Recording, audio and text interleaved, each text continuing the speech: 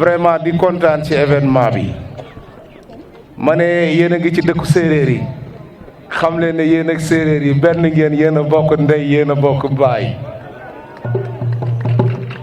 On est fiers de vous. Moi, si j'ai épousé une Diola, je ne le regretterai jamais. J'ai la meilleure femme du monde, je le dis souvent. Alors, Ale Casa, c'est une fierté pour le sport sénégalais. Vous avez fait exemple de fair play dans toutes les occasions pendant les matchs. Si les équipes de Thiès avaient cette opportunité d'avoir cet engouement populaire autour d'eux, vraiment, nous serions... Ok, je m'appelle Maktar Sagna. Je suis responsable à l'Ecasa de Thiès. La cérémonie d'aujourd'hui, c'est une journée culturelle qu'on organise pour une massification de Alekaza au niveau de Thiès. Et aussi montrer la face du monde et surtout du Sénégal. C'est quoi Alekaza? Le rôle que joue Alekaza dans ce Sénégal. Et l'objectif d'aujourd'hui, c'est surtout, bon, comme je l'ai dit, cette massification. Et aussi, on voulait prouver que Alekaza, ce n'est pas uniquement danser autour dans le terrain, mais Alekaza participe sur beaucoup de plans. Donc il y a le social, il y a aussi le suivi de son effectif à l'Ecasa.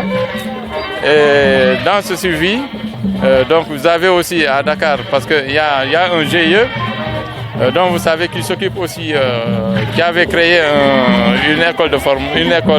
une autre école. Là, on avait dit dans dans ce débat que Alekaza, c'était pour chaque élément de Alekaza un permis. Nous avons constaté à Thiès que le mouvement était à l'énergie. Aujourd'hui, vous donnez une rémunération. Et qu'est-ce que cela signifie selon vous? Oui, bon, là, aujourd'hui, nous, on ne fait que se réjouir parce que je pense que beaucoup d'autorités ont répondu à notre appel. Il y a John qui est là, qui est un responsable ici à Thiès. Bon, il y a aussi l'association Les Dames de Marie qui sont là, qui sont marraines de notre soirée aujourd'hui. Et nous avons nos amis de Dakar qui sont venus en masse pour nous pousser à atteindre quand même notre objectif de massification. Voilà, à part ça, on a constaté qu'à l'Ecasa, c'est aussi une école parce qu'il y a la discipline qui est respectée. Oui, c'est vrai, parce que là, à l'Ecasa, c'est comme on le dit partout, c'est le fair play. On est là pour pousser les gens au dépassement. La discipline, elle est là parce que nous avons notre charte. Cette charte, c'est parce que ce que je peux dire, c'est dans notre sang. C'est une éducation de base que nous avons mis sur feuille, couché sur un papier. Mais là, je pense que tout ce Sénégal et tout le monde entier est au courant que le fair play est quelque chose de réel dans le Alekaza. Le match Alekaza sélection sera une symbiose pour le dialecte Diola et comment dirais-je, les Sérères. Oui, effectivement, c'est comme Adien et Djambon. Là, Thiès, vous avez Thiès, il y a une multitude d'ethnies. Senef qui va à Ziguinchor, c'est tout pour encore concrétiser cette relation. Et tout dans le fair play, comme on le dit, Alekaza est prêt à faire tout pour conserver cette image de fair play. Bon, Senef à Ziguinchor, j'espère qu'ils ne vont pas le regretter. Ça sera un match plaisant et que le meilleur gagne. Et j'espère que nous serons les meilleurs.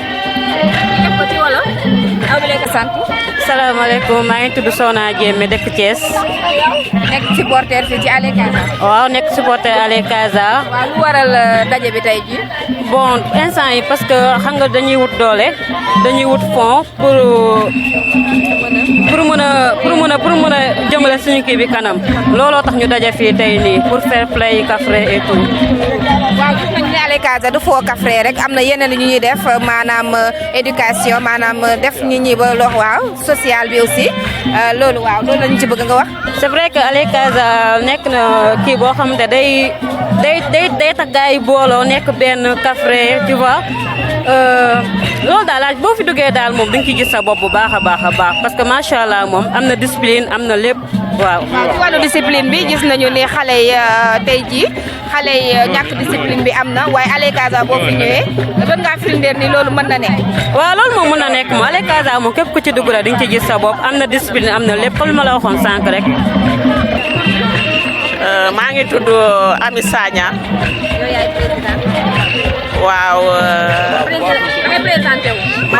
man maay Ami Sagna man maa jiite jigéen ñi.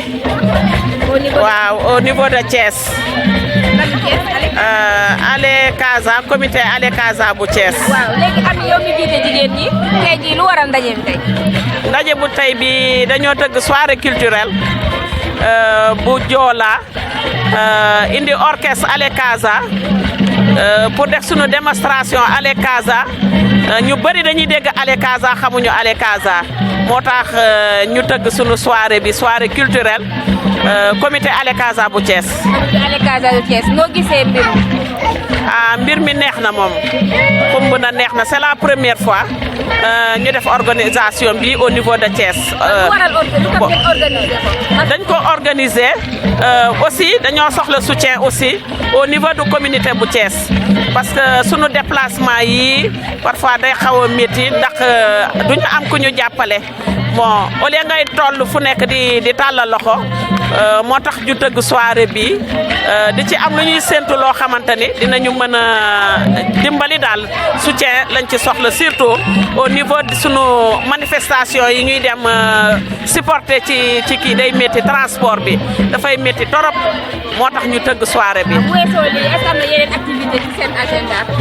waaw am na yeneen activité yoo xamante ni bon ñu ngi ci discuter petit à petit mais génn guñ ko aussi waaw am na ay jumelage yu ñu bëgg am na aussi ay kii yu bëgg a def affaire setal affaire bëgg nañu ñoo xamante ne mën nañ dem aider ji yooyu yëpp am na activité yu bëri am solo yoo xamante ni génne guñ ko mais ñu ngi ciy waxtaan. gis nañu ci discipline bi moom Ale Casa dafa focalisé wu trop yow mii tey jii gis nañu ne xale yi am na loo xamante ne déggatuñu nga suñu waajur manque d'éducation boobu yow en tant que parent tey doo ci xalaat. discipline loo gis ci àdduna discipline moo koy tëral mooy tax mu jaar yoon te discipline dafa baax si doomu aadama Ale Casa na ku ci bokk rek il faut nga am discipline parce que discipline moom lépp looy def ci àdduna amul discipline amul njëriñ désordre lay nekk te ñun dañoo yar ci discipline yar ñu ci union xam nga ak solidarité bon yooyu yëpp gis nga Ale Casa moom macha allah waaw bon xale yi tamit ku ci ñëw loolu lañ lay wax parce que tamit doo ñëw duñ la wax li nga xamante ni moo am Ale Casa am nañ suñu charte parce que nit ki du ñëw rek nga bàyyi ko da nga koy tegal charte yi discipline bi charte yi am ci Ale Casa waaw ñun tamit ñu ngi leen di gërëm di leen sant merci beaucoup.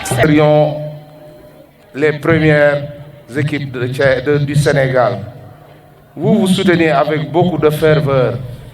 Et en soutenant avec beaucoup de ferveur, vous faites montre de votre riche culture Diola, Mandeng, Mankagne, Serer. Parce que je dis qu'Ale Casa, ce n'est pas uniquement les Diola, mais c'est tous les sudistes.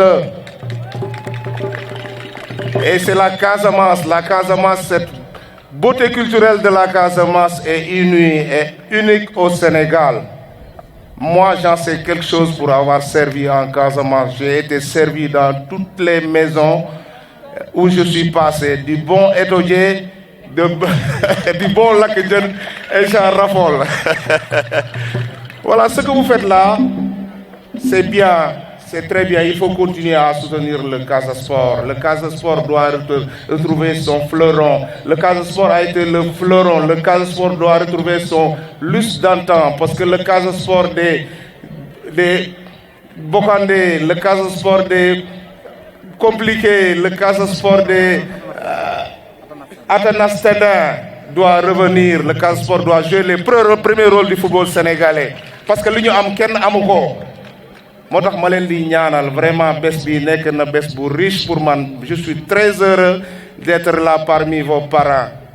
Et vraiment, Allez Casa, le fait que nous à Thiès, moi je suis un sportif. Je fais partie des dirigeants qui ont fait monter le SNEPS Excellence en première division. Et puis la première des choses que j'ai pensé, c'est que SNEPS reste en première division pour que Casa Sport mène à Thiès, pour que Jaraaf mène à Thiès, pour que Yeren équipe magi mène à Thiès. Man j'attends le jour, SNEPS mi ngi Casamance actuellement nii. Kon le retour ce sera la belle fête au Stade Lat Dior te yaakaar naa di ngeen ko feesal bu boobaa te je serai en première ligne avec Allez Casa. Vraiment je suis assez long mais maa ngi leen di gërëm di leen ñaanal yéen ñëpp ku ci nekk di ko jox sama tonton encore wàccuwaayam ki fi nekk vraiment ni ngeen ñëwee fii ku ci ñëpp ñibbi ci jàmm ak salaam que la fête continue mais joolay na neex te yem merci beaucoup.